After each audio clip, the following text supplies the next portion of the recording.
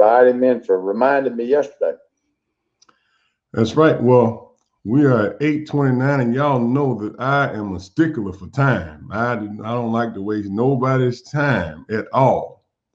So we got about 30 seconds before we get started.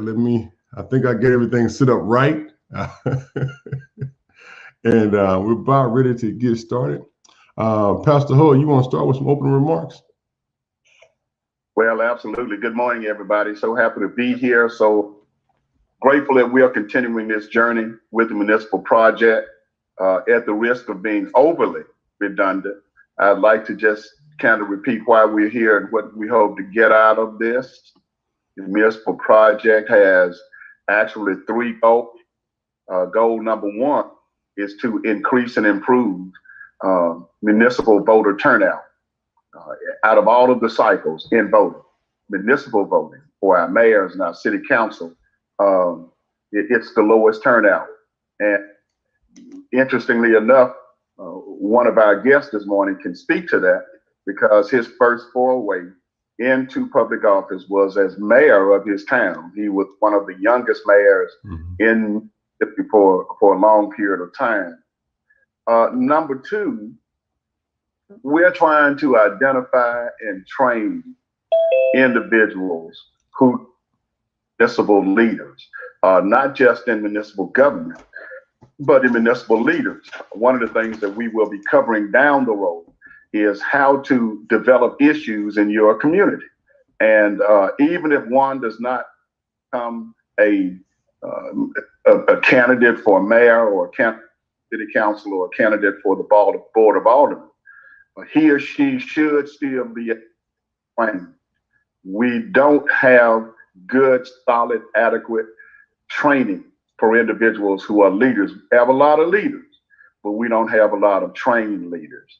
And then the third reason that this project came about was if we can increase municipal turnout for city elections, then that gives us a jump start on bringing that people into the electorate for county and state elections.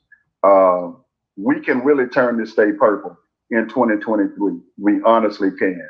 And I believe that with efforts like the municipal project, we will be able to do that. Now, Dr. Allen, I truly do believe that one day we will be big. One day we will have 100 people from 5 or 6 states on this call getting training, because that's what, as you well know, Dr. Allen is actually one of our member of our steering committee. As you well know, we're already working on September. And so we've got ambitious goals, and we want not quote unquote make money, not quote unquote to do anything, but make sure that our communities are in good hands when it comes to training. Brother Stamps, just let me know when you want me to introduce Commissioner Presely. Okay, well, I'm just going to make one more comment before we get to our speaker today. In municipal government, or just politics, period, I believe everybody who runs for office should go through some kind of psychological evaluation. I mean, it is a journey in self-discovery with no real support group for the bumps and bruises you're going to get. I mean, what other profession do you go through where you come before all your friends and family after 6 months or 8 months, or in some cases 2 years of planning and execution of a campaign, with 2 speeches prepared to either succeed or to concede and move forward? I mean, it has such a duality to it, and there's no support group for on the other end when you lose. When you win, everybody pats you on the back, but when you win, something magical happens. Your support system, everybody who's cheering for you, and everyone who in turn, were cheering for your opponent, they bond together and become your constituents and point their fingers at you unanimously. and they're no longer, for or against. Now they're for what they're for, and they want it right now. And so my contribution to this whole process is generally just to be a support to other people and bring people together, because we don't support each other as elected officials to a deep degree. We'll endorse each other and things like that, but not like other professions, like the preaching profession or the other professions where somebody getting a little beat up in the media. We don't just call and coalesce together, especially across the aisles when people that have been working with you and helping you on issues. So this is just really for my contribution to add is to be that support group as we move forward, because that information sharing and those idea sharing pieces are things that make us all better. Every meeting we've had, I've learned more than I've added, and it's made me a better person. And I think that's why folks tune in on the Zoom link. They're in the Facebook group. They're in the YouTube following. So I just appreciate all the speakers who've come before us. And Mr. Pastor Hood, with no further ado, let's get started and introduce this wonderful, wonderful speaker for today. Well, thank you, Brother Stamps. And I would be remiss if I didn't say that Brother DeKeither Stamps has been such an vital part of this whole thing for the first 9 weeks. I can't remember now. We talked strictly of municipal government. I mean, we had some very in-depth and tangible conversations about, municipal finance, about what it took to serve on a board, what it took to serve in city government. And I want to thank Brother Stamps for doing that. Also, Dr. Carthan, who, has this whole project. Dr. Carthan has really been a creative force, and she's with us today. So I needed to say that. Definitely want to thank people like Dr. Allen, who have served on our steering committee. We really haven't had as much as we needed for them to do. But as we go into the second round, beginning in September, our steering committee will be very, very vital. Look, guys, at the risk of sounding like I'm using platitudes, at the risk of sounding like I'm worshiping at the feet of a fella, I need to tell you, Brandon Presely is the real deal. And by that I mean, yes, he is a young white gentleman from Nettleton, Mississippi, and don't start feeling queasy. Commissioner Presely and I talk. This is the way we talk. He is a young white gentleman from Nettleton, Mississippi, but he's a man with a heart. I mean, I'm talking about a serious heart for people. Brandon is the first person, period, who brought up the idea that women who are coming out of battered environments in their home and coming out of a women's shelter should have their deposit waived until they get settled. He was the first guy that I really talking about broadband in Mississippi. He is the Northern District Committee for the Public Service, and he takes his job in many ways. I call him the public service sheriff, because he the area. He really does. Now, I don't have a man crush on Commissioner Preston, but I do that you should give credit where credit is due. If one of the meal politician, and as he goes through his presentation and his talk, we want it to be a large degree of Q&A. Just let you know what Brandon Presely feels about it. So this morning we're still continuing our module on leadership, and we want to talk about grassroots leadership. We had asked another special guest, former Mayor Eddie Carthan, to come on, and I don't know if he's on yet, that he will be on pretty soon. Now, let me say this much, apologetically.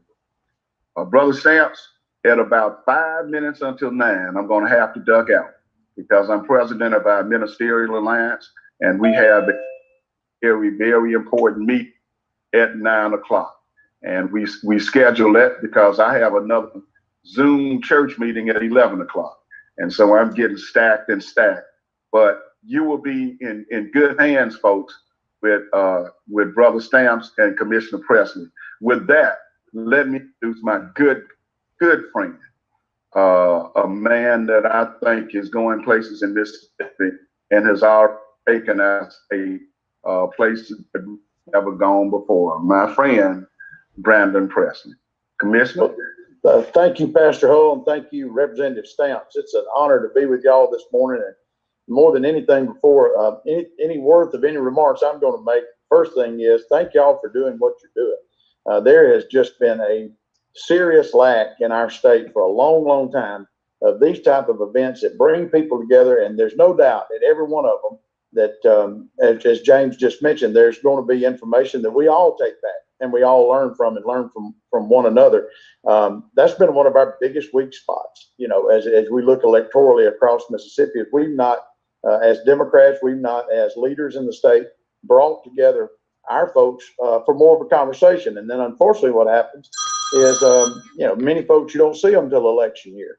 And that's one thing that I'm going to talk a little bit about this morning. As we talk about grassroots organizations, we talk about making sure that we are connected to our constituency. I think that, you know, I know that Pastor Hull mentioned a minute ago pull around on that about voter registration on the municipal side. Right. I think that is something that we have overlooked so bad. You can get somebody to get registered to vote out a mayor that they can't get their street fixed. They can't call and get any help from city government.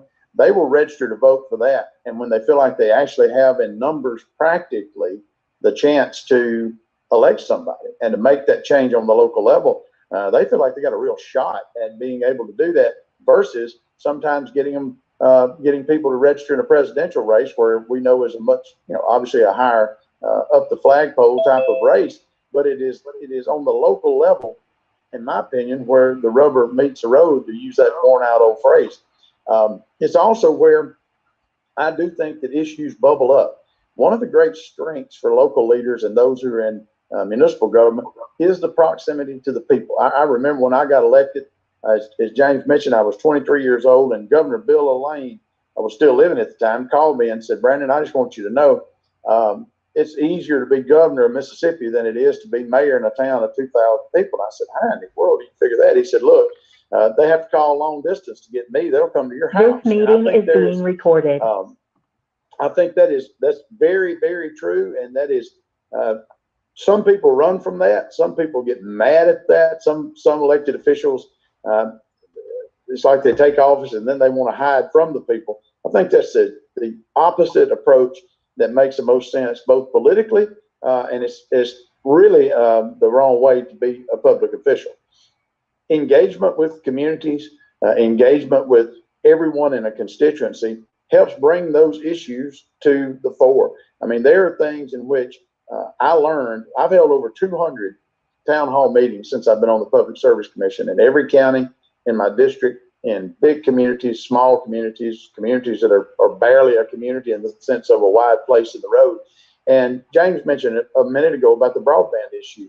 So I want to take a minute and tell you kind of how I came about learning of that issue and why I think it's a good example of where that engagement on a local level does several things. One, building trust among constituencies. That, you know, it's hard to be mad at somebody and it's hard to demonize somebody if they're standing right in front of you, if they show up in your community, if they take the, you know, every community meeting I have is not just a cheerleader rally about the great things we're doing. Some people are mad. Some folks are upset. They want to see their elected official. But the best example I know of how an issue bubbled from the people to me really came about in our issue trying to expand rural broadband service into rural communities. But guess what? There's folks in Jackson, Mississippi right now that do not have internet service and they don't have an affordable service. So when we say rural, those are the areas that usually lack anything. But these issues are prevalent in Tupelo, Jackson, Biloxi, anywhere. I was in again, holding a town hall meeting, inviting constituents of Choctaw County out to the little community of French Camp. It's off the Natchez Trace. French Camp's probably got a population of 200 people, very small. Snowed the night we were going to have the town hall meeting. It's spitting sleet and snow, and I pull up. A grand total of 6 people showed up for our town hall meeting. And so I was going through the normal things, giving a little update about what we're doing, and then I opened it up to questions. And this would have been in about 2014, so 7 years ago now. And at the end of it, the lady said, look, I'd just like to tell you an issue I'm having. I don't know if you can help me with it or not, but since y'all have something to do with telecommunications, I need to make my problem known. And she started off to say, look, I'm a single mother. My husband left me. I mean, 3 months ago at the time. She had 2 children and a baby that was maybe 10 months old. She was trying to, if any of y'all know much about Choctaw County has a county-owned hospital in Ackerman, just outside of Ackerman. And she wanted to be a licensed practical nurse, be able to get a job there at the hospital, obviously do all the things that everybody on this Zoom call wants to see our people in Mississippi do, improve their quality of life, their education, have a great home for their children. And so she needed to get a job. But guess what? At her age and with her children, she could not go sit in a classroom from 8 to 3. She didn't have the ability to pay for a babysitter to take care of that young child that was there.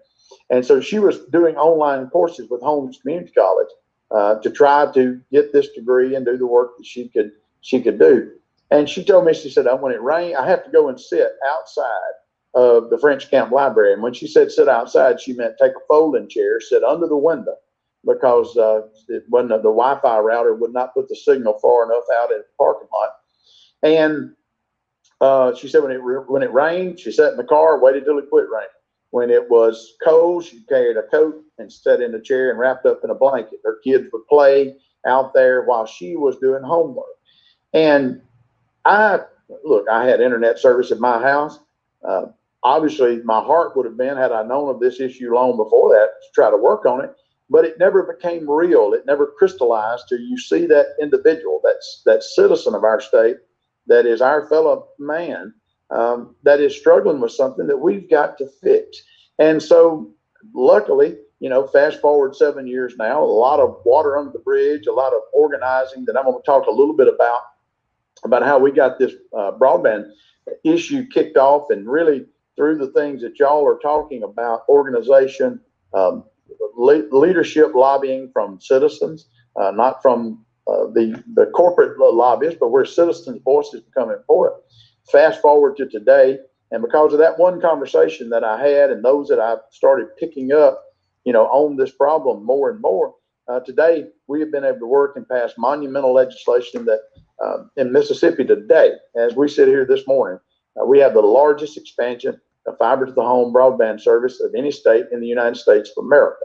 Now, I'm not saying that credit goes to Brandon Presely. I don't mean it that way, but I do think it's very important that we discuss how that issue got on the radar for a public official to start talking about it, to start, beat the drum on that particular topic and trying to find solutions to get us there. That one conversation with that lady led to that. And I promise you, for all of you who are running in municipal races, all of you who want to be leaders in municipal government, county government, state government, those issues exist. They are around every corner. They're under every rock. They're every household that you can visit in your ward or in your city or in your county. I promise you, you're going to learn something that may be the same issue, just like for me, broadband was, where I was fine. I had internet service in my house, and I wasn't thinking of that because I wasn't hearing it from constituents. Well, I would have never heard it had I not gone out to that community to try to see what their problems were. And so the value is immense. And I think it's honestly, from my philosophy of government, what we get paid to do. That's why we run for these jobs, why we ask people to put us in office. Is not just to sit there and have a nice letterhead and have a good parking spot. It is to actually take action and move on the things that we are going on, and so and make the difference for the people of Mississippi. And so I think that these issues, you're going to find them I think that you're going to be able to really and truly see these different things that are going to be unique to your town. But there is also a legion of folks out here like Pastor Hull and Representative Stamps and myself who, look, we want to take the phone calls of our municipal leaders. We want to try to find help on an issue that may be particular to your town. The most valuable thing I ever did as a mayor, the most valuable thing I ever did as a mayor, for my personal professional work, were the times that we were sitting around a table at a grill out with other mayors talking about the issues in their communities. And I was putting in my mind, well, how does this fit in Nettleton? How does this, do we have this issue? Who can I talk to about this? I think those are important things that we've got to continue this dialogue on, and we've got to continue to work in that vein. And last point, I think it buys credibility with the voters. That's the most important thing in the world, not from a political standpoint, but from the standpoint of doing the thing we're elected to do. When people see government deliver, when they see something actually change, and that's where the real, to me, the field of clover in our political system in Mississippi is in the municipal election, because that is where you can move something overnight. That's where real change can occur so quickly. I get frustrated. Now I'm in a job where there's 3 of us in the state, and no matter what you want to do, usually takes 30, 60, 90 days. And I'm an impatient person. When I was mayor, if that pothole needed to be filled, we got it filled that day. If that ditch needed to be dug out, or this business needed some assistance, we can move it fast. And so I think for those of you that are engaged in the municipal level of government, I know that this project is focused on that. I think that's something to be excited about. I think that's something to go into with the attitude of being able to be a problem solver. And it goes back to building a credibility, and credibility is irreplaceable. It is, you can't put a price tag on it. It will open doors. Honesty and credibility will open doors that otherwise would be shut to every leader in this state if people know that they will try and they will work hard to try to get a problem solved. And I think that is probably the most effective on the local level. You in elected office in the city level will have the ability to affect the daily lives of your citizens better than Tate Reeves ever could dream, better than President Biden could ever dream, better than any of our U.S. senators could, because they're managing massive things that have to have lots of legs and bureaucracy and other things to effectuate it. The municipal level is really where it's at. And so I appreciate the work that y'all are doing and having me on here because I think this type of engagement is good for all of us. Mm-hmm.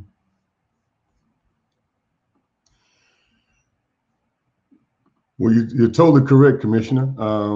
Municipal government is definitely, I got a heart for it. Pastor Hull, I know you got to leave. You wanted to have some parting comments before you get the duck out? Guess what I put in the chat room, Brother Stamps, and I know this a fact. The best trait in quality a leader, especially a leader at the local grassroots level, can have is to listen. And that's what I put it in the chat.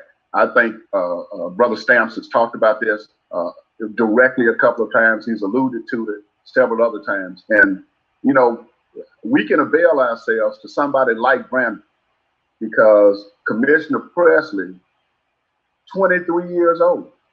We're talking what, in the year 2000, 21 years ago, 23 years. What people will probably think of a 23-year-old. Nettleton is excuse me, Commissioner, not as big as my living room almost. It has 4,500 people, Commissioner, about 4,500? No, about 2,000. Okay, about 2,000.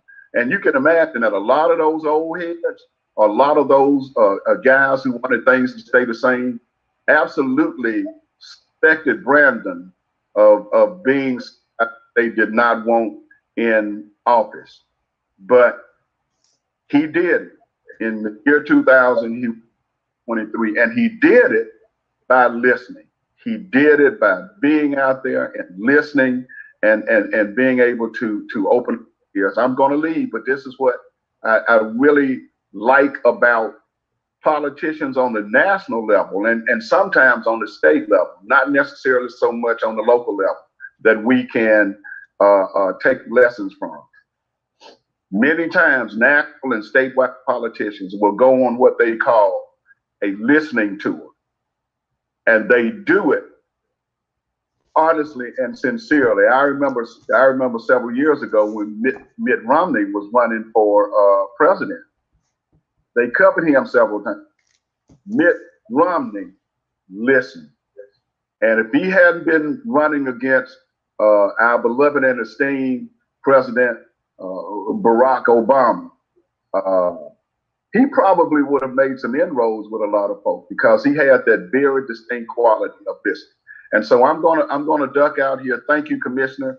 If Mayor Carthan is on the line, I know he can give some insight into local grassroots leadership, because that's what it's all about. Remember what General Collins told us last week.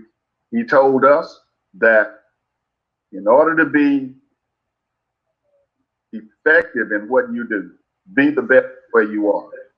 DeKeither Stamps is a real good example of that. He was elected to the city council.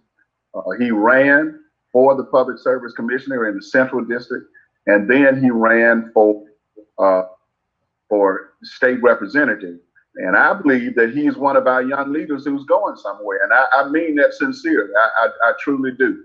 But he listens and he tries to do the best he can where he is. So thank y'all so very much. I look forward to being here with you next week. And God bless you. And Brandon. Thank you, Pastor Carl. One thing I also want to throw out there that I think is important, and I know that we all are bombarded with all sorts of things in work and in our campaigns and all. But an old friend of mine who was an electrical engineer and ended up becoming a very successful real estate broker, ended up building tons of Walmarts, told me a long time ago that I always remember the double F rule: follow up and follow through. Follow up, follow through. Sometimes it's tough. Sometimes it's hard to keep up with everybody that wants something.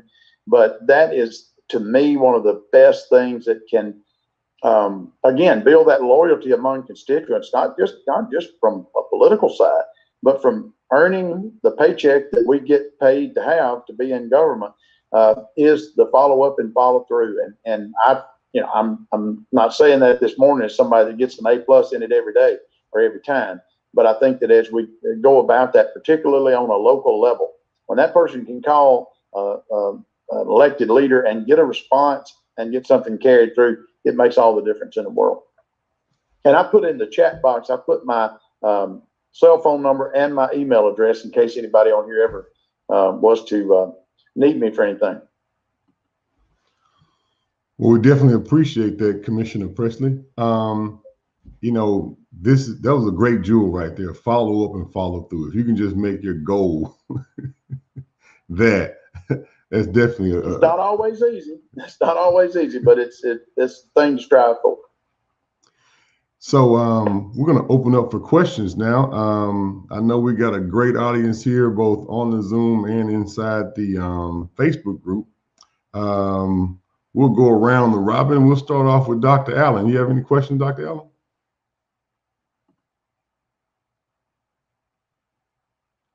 Okay. I'm sorry, my phone was in my pocket. I'm cleaning up and listening at the same time.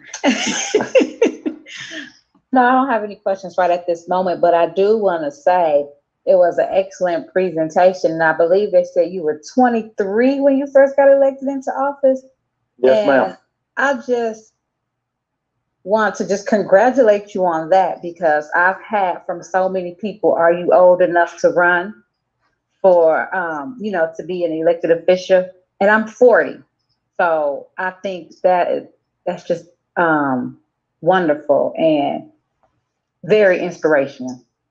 No, thank you very much. And yep, I mean, you can imagine I heard that a good bit, but I think just like with you, being undeterred in what my mother used to say a word that always sticks out in me, and that is the courage of your convictions. If you've got the courage of your convictions, somebody throws that age question at you, somebody throws some other type of thing at you, none of that matters, because you know who you are, you know what you're about, and you know what you want to get done. And so I'm glad you're running at the right young age of 40.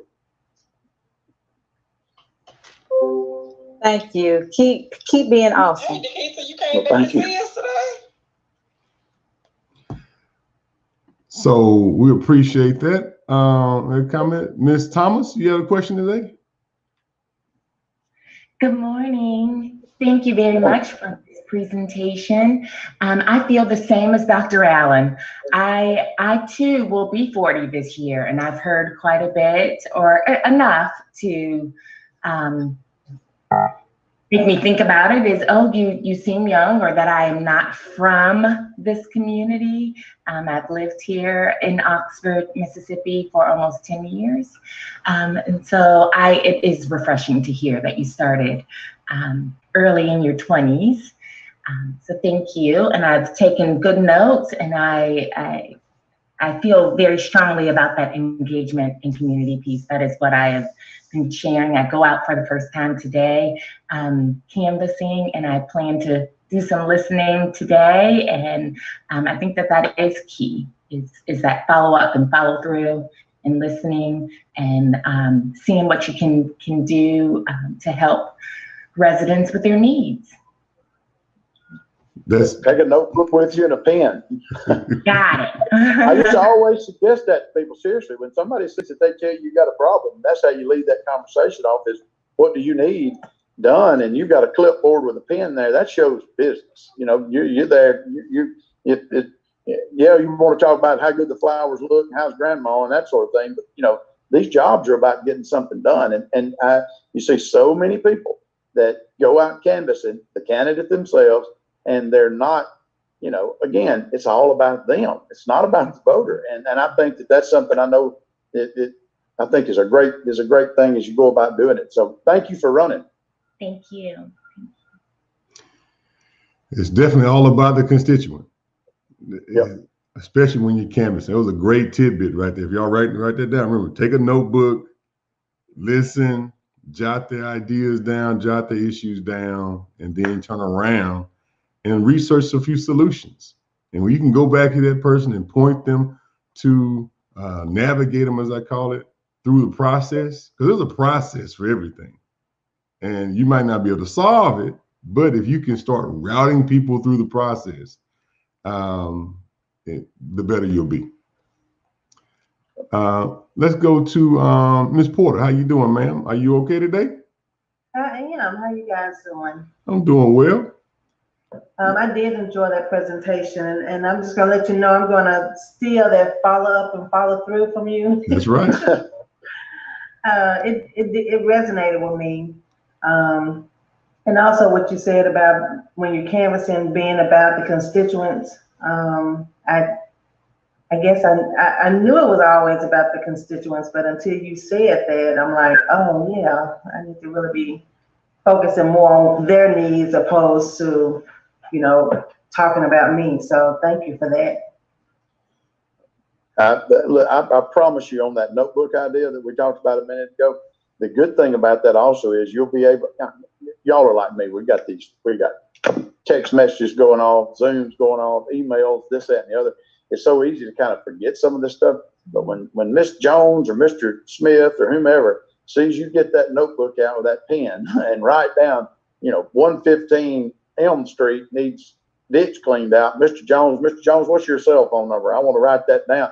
I mean, it is just, it's where the rubber meets the road, and it's the most granular of constituent services that it gets us back to the basics. It's not about even a social media. That person is never going to forget that somebody running for mayor or for the city council or the board of aldermen or whatever came to their house, looked them in the eye, saw their problem, wrote it down, kept their number, and followed up. And it also will do this. It will also give you the leg up between now and when you win and you take office, to meet with, if you're on the council, meet with the mayor. If you're the mayor, meet with the department heads to start lining out the things that need to be done. Because if you act on those when you get in office, that goes back to that credibility issue that they voted for you, and within, maybe it didn't happen in the first day or the first week, but these sort of issues start getting handled. And so much of it on the municipal level are just, DeKeither knows this from being on the city council, so much of it is about getting a ditch cleaned out, getting a pothole fixed, taking care of something that is very elementary. But we understand government because we're on the middle of it. But if you're John Q. Public out there, or Jane Q. Public out there, you don't know what the Public Works Department, you may not know what the Public Works Department completely does, or how do you get a hold of somebody in the building inspection division? And it's intimidating. You can be the person that takes away that intimidation factor and be the representative of that constituent that's on their side. And I think that's, to me, that's what we're supposed to do, but it's politically invaluable also by showing those results. I agree. That's right. We got to route people through the process and always stay on their side. Yeah, that's right. You know, I'm not the executor. Now, those of you who are running to be executor, you are the government.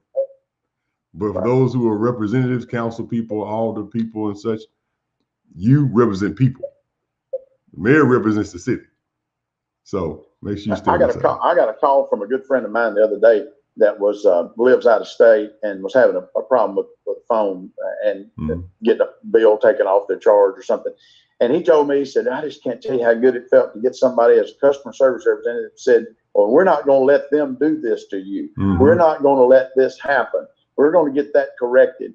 And I thought, why is everybody in government, assuming the person's in the right, I mean, our job is to advocate for them. Our job is to show that there is somebody advocating on their behalf. And maybe the answer is not going to end up being what everybody likes, but we're going to get an answer. And there's one thing I've always felt that is so true. We know that we've been told since we were children, two things that are definite life: death and taxes. We've heard that our whole lives.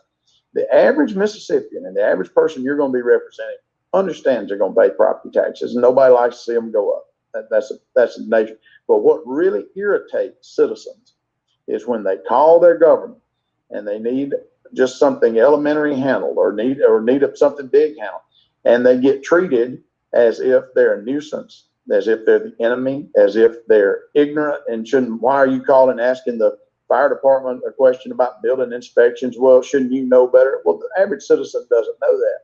That's the opportunity for those of us in elected office to change that whole conversation.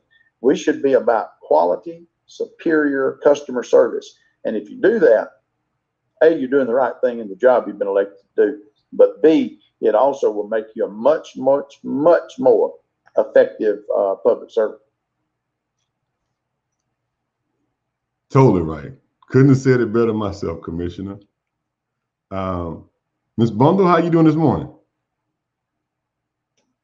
Good morning. I'm doing fantastic. Hey. Fantastic. Awesome presentation this morning. I was just thinking, I'm not running for elected office. I'm a part of the grassroots organization, and I often struggle with how can we connect and meet the needs of our community members and really affect positive change in our communities. And of course, we align with, those who are running for office, who have the community in mind, and definitely committed to the Byram area with Rashonda Harris Allen running for Alderman at large. And we have had the opportunity to do what you talked about this morning. We are canvassing, going door to door, and they are sharing their concerns. And we get to do, I was so excited when you talked about follow up and follow through. They will voice something that they're struggling with, just like you said.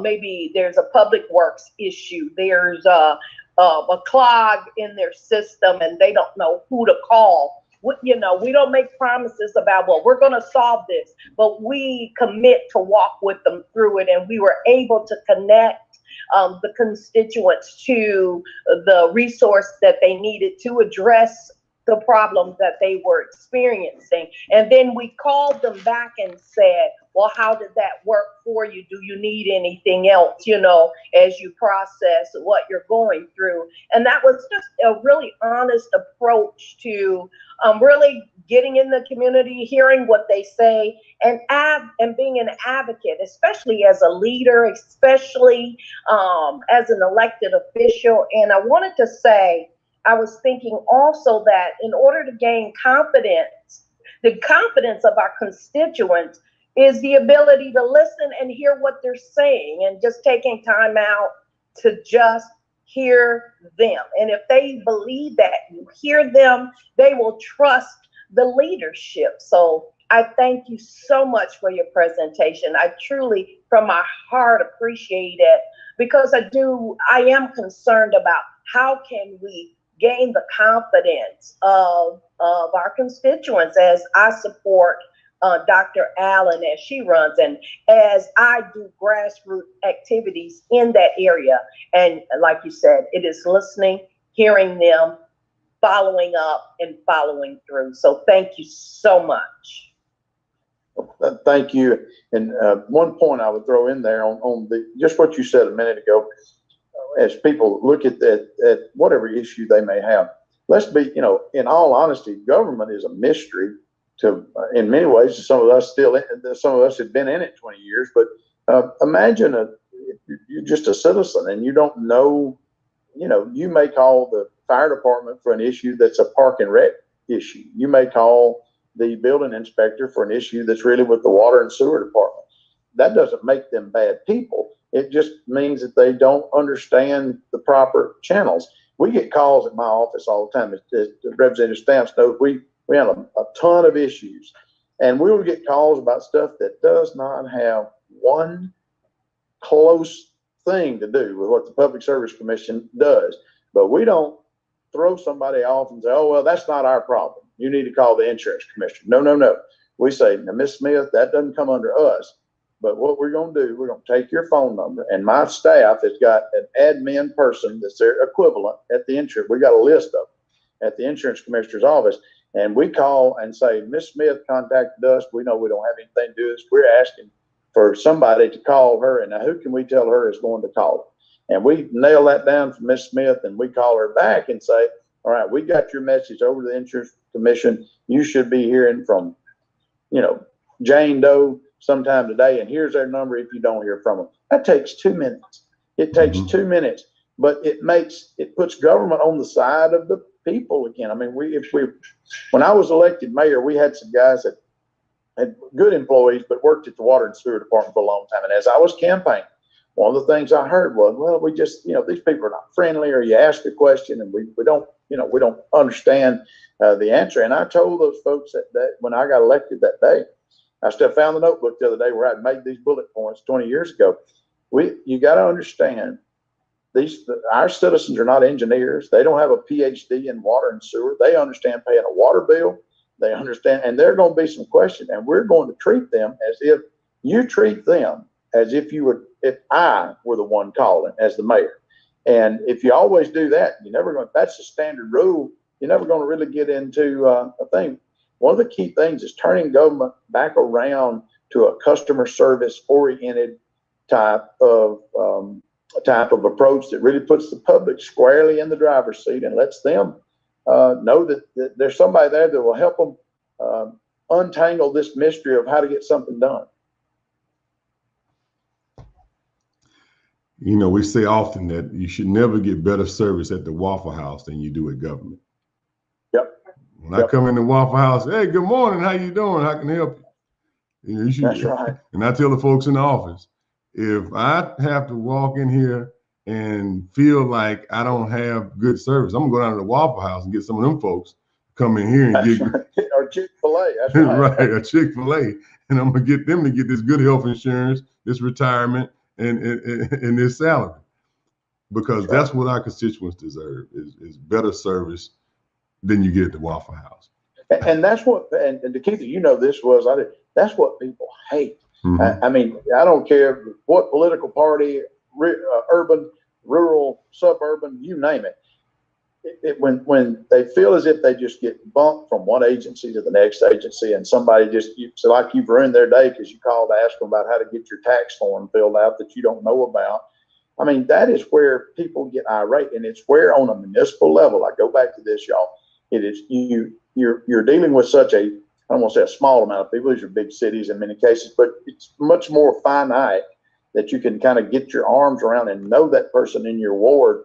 That's the ability you've got to upend the expectations. There's such low expectations of government, so low expectations of bureaucracy, that if you can change that, cut through the chase on some of that, and make things move, I think about it as a business strategy. I mean, it's a strategy of making people have brand loyalty to us as public officials from a political standpoint, but it's the right thing to do, what we get paid to do. When that moves, and because those expectations are so low, unfortunately, it shows that you're an effective leader that can get things moving in the right direction. You're totally right. And remember, we talked about campaign promises. And that's really important when you're out there talking to people. Now, I can only give you a suggestion. And my suggestion is what I use is my only promise I ever make. I don't promise to pave a street. I don't promise to fix a ditch. I promise that I will do my absolute best. And that's right. Sometimes my best exceeds expectations, and sometimes my best does not fall short, or does fall short. But then I also tell them we still fighting through it. I may not have got your street paved in this round, but we're gonna stay holding their hand through the process. That's right. You know, we take all these complaints. We get everything from anything to do with utility service, and none of that, well, not none of it, but a good bit of it takes a while to get things done. I had a community meeting on Thursday night up on the Benton-Tippah County line, 27, 28 houses, all were on wells, and we're trying to get community water out there. And I said, look, I can't stand up here tonight and tell you how we're going to get this fixed. Here's what I can tell you. We're not going to let it go till we get an answer, till we run down every question. And we set some timelines that we could live under. So we're not over promising. And this is so key, y'all, to never over promise. You want to under promise and over deliver, not over promise and under deliver. And I know that sounds so elementary, but I think that a lot of people in government that think, oh, I'll just make, we've gone through that with federal officials over saying we're going to do X, Y, and Z, and then it never happens. Well, guess what? That's that grain of untruthfulness that also gets back into that voter's mind that that DeKeither and Brandon said they would get this ditch cleaned out or get this road paved, and it never did happen. Setting those expectations in a way in which you can actually deliver, and then like Representative Stamp said, we're going to hold your hand through the process. Staying on top of. I ensure that our employees, if you call us and you've got a problem and it takes time to go, our rule is, and their supervisors check this, that if we handle the initial part of your complaint and it's going to be a lengthy one, every other day you're going to hear from our office. You're going to hear from our office, see if there's something we should know that's happened since you filed a complaint with us, but also if we've got something to update you, or nothing else, just to let you know we hadn't forgotten about you in our system. You're not just a number to us. And it's just what you said, DeKeither. And if we got people that don't want to do that, we'll go down to Waffle House or Chick-fil-A or some business that understands how to operate it and get those people in on public employees retirement and health insurance and a nice salary and a warm building and all the holidays off they want. We'll get them in here.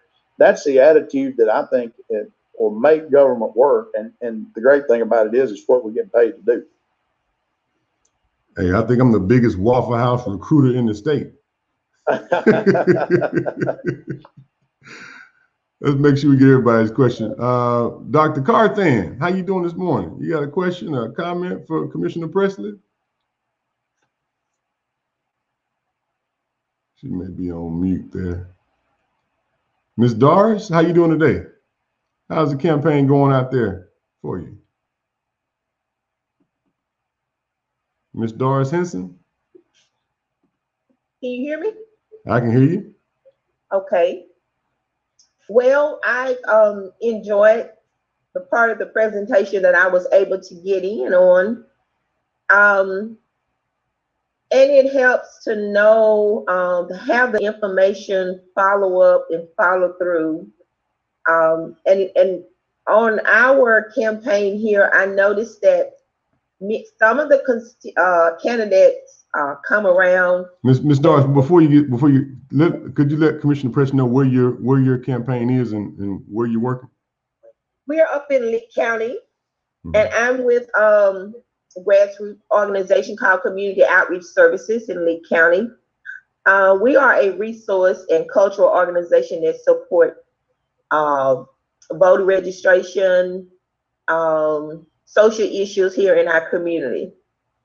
Okay. So we try to stand behind good candidates and help to bring people on board and support them as viable candidates.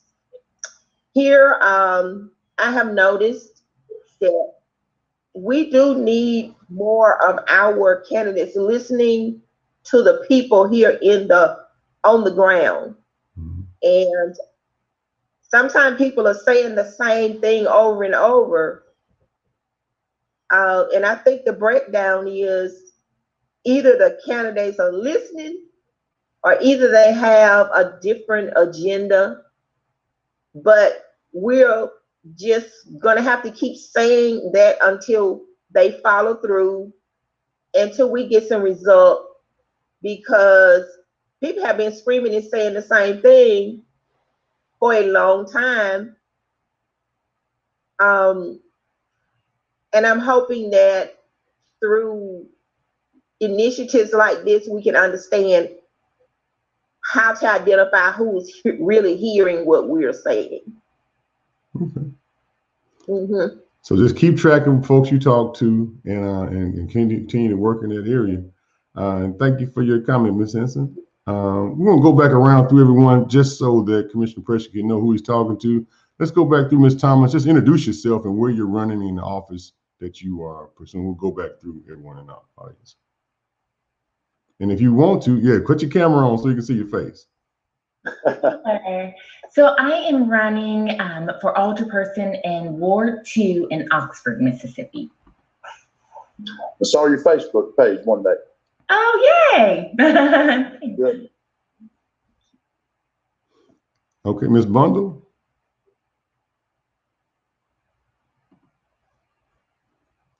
Are you still there, Stephanie? Ms. Porter? Yes, I'm here. Okay. Introduce yourself. Kind of let us know. Let the commission know where you are and what position you're pursuing. Okay. My name is Stephanie Bundle. I am with Lifestyle Education and Resource Services. We are a community capacity building organization, kind of relatively new babies on the block.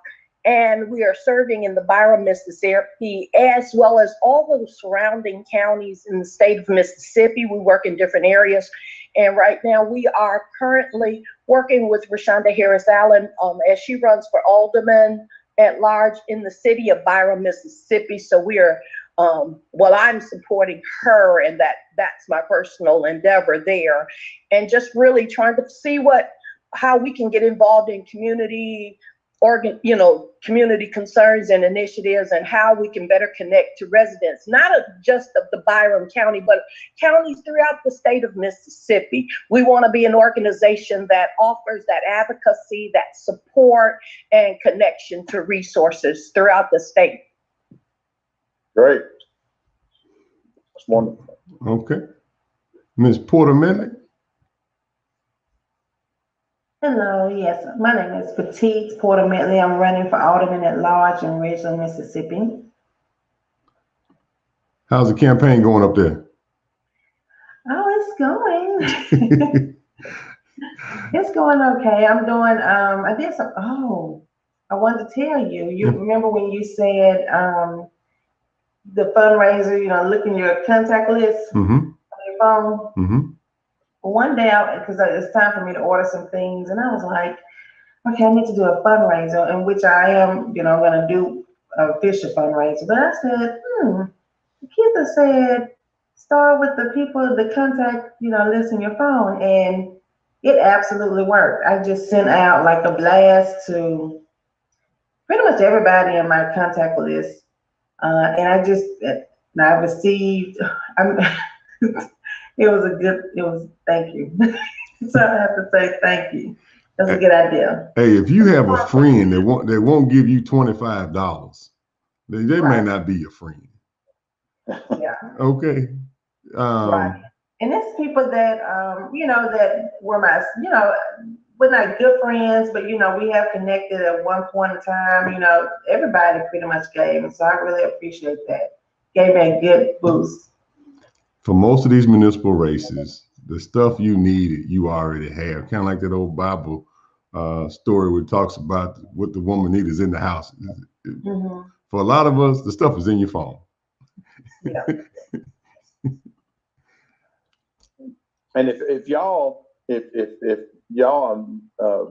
candidates that are on here, if you will, I gave you my cell phone number. If you will send me a text with your name and address, I'll send you I ain't got much to give, but it's like the widow's mite.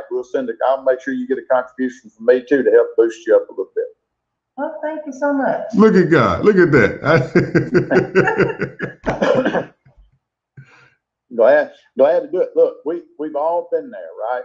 And if it's just a $50, some days there's nothing worse than fundraising. Nobody likes it. I've never found anybody that liked to make fundraising calls that was the type of person I wanted to hang out with, because it's just if you enjoy calling, begging people for money, then it's tough. But it's just not. It's the worst. It's the worst thing about it. But it's just a necessary evil to get where you got to go to. Mm-hmm. Ms. Allen, are you there? You want to make a few comments? And since you got several folks on here that's on the Zoom piece, there's several more people inside the Facebook group that are communicating. Ms. Allen?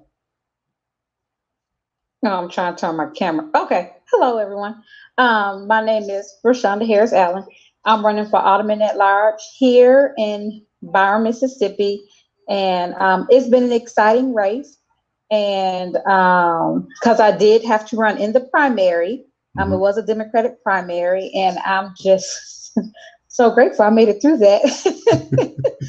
Now it's time for the general election, and I am most definitely taking in everything from all of the Saturday morning meetings.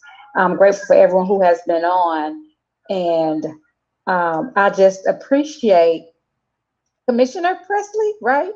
Mm-hmm. Yes, ma'am. Commissioner Presely, because I have copied and pasted your information into my address book. So you are now one of my new contacts. That's the way we want it to be. Make sure you put you in mind. And I'm just thankful and grateful for everything. Okay. Dr. Carthan, have you made it back yet? Oh, she may be on mute there. But I just want to say thank you, Commissioner, for even taking time out of your Saturday morning. I know Saturday's a busy day. There you go, Ms. Bundle. How you doing? There she is. You got any more comments you want to make, Ms. Bundle? No, this has been fantastic. Thank you so much. It really does make a difference for those who are leading in our communities and those who are running to be leaders in our community. And thank you, Mr. Stamps, for all that you do, and Pastor Hull, what he does. This is awesome. So, Commissioner Preston, thank you, Ms. Bundle. You have some closing remarks you want to make, Commissioner Preston? Yeah, well, again, first of all, thank you all for just letting me come on and join you. Thank you for having the guts to put your name on the ballot or put yourself out there publicly to run. This is a tough business. It's not all the glory and fun that some want to make like it is, because it's tough. And if you're willing to subject yourself to a campaign, that says a lot about the test of your character as a person. And I think that everything we've talked about today is very key. One parting thought that I want to give to you for when you are elected, because attitude determines altitude, right? When you are elected, never underestimate the power of the bully pulpit that you have. Never underestimate, as an alderman in the city of Oxford, if you've got an issue, you can get the public service commissioner to your ward. You can get the transportation commissioner to your ward. You can get representative from the insurance commissioner. You can get the state representative there. Do not sell yourself short from the standpoint of your ability to convene a meeting, your ability to put things together. When we passed that broadband bill in 2019, we did it because I created a citizen-led task force in every county in my district. We had 1,310 people that signed up to serve on a task force. Now, there's no reason, if you've got an issue in your ward, pick 4 or 5 or 6 citizens and have a task force on whatever that issue is. Empowering those who are our bosses is a good way to help get buy-in from the community, but also you've got the power of the bully pulpit. You can send out a press release. You can send out a statement on that. You can speak to issues.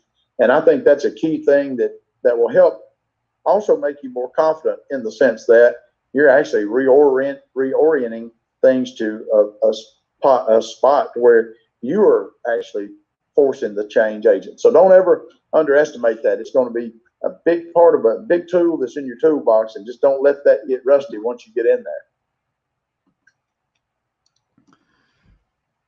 Great tool, a lot of nuggets today, ladies and gentlemen. Go back and watch the video.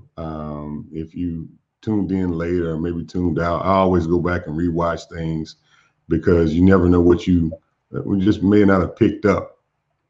And all of this we're talking about is, well, first I want to say thank you, Commissioner Presely, for spending time with us this morning. Because you didn't have to do it. You know, we make a lot of phone calls to a lot of leaders, and some say yes, some say no, but I just appreciate you for saying yes and being here, and then offering yourself up. Gave your phone number and then offer to contribute. Now, wow, what else would you want for? I remember when I was running for city council the first time, the public service commissioner didn't give me a cell phone number, nor did he offer to send me 25 cents, much less,